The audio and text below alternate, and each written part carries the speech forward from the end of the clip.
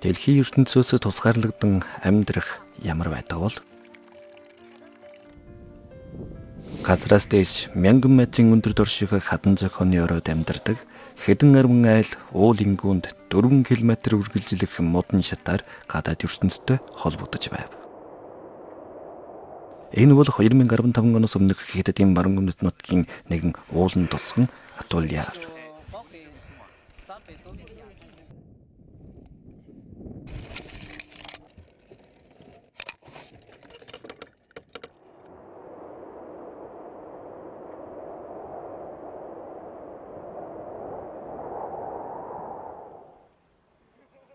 Ядуурлыг бууруулах ажлын багийнхны тусламжтайгаар борхо модон дүүжингээ төмөр шатаар сольсон байна.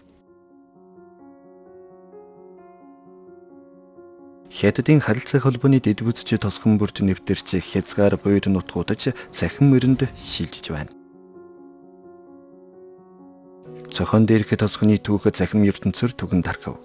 Тосгоны иргэд энэхүү боломжийг ашиглан орон нутгийн онцлог бүтээгдэхүүнээ онлайнаар танилцуулан шууд дамжуулалтаар боорлуулж эхэлжээ.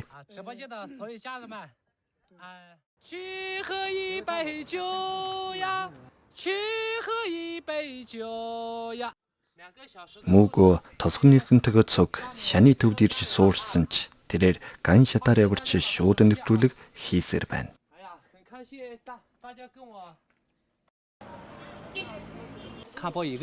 Өнөөдөр би ганцхан цагийн дотор ийм их юм зарсан 50 орчим захиалга авсан.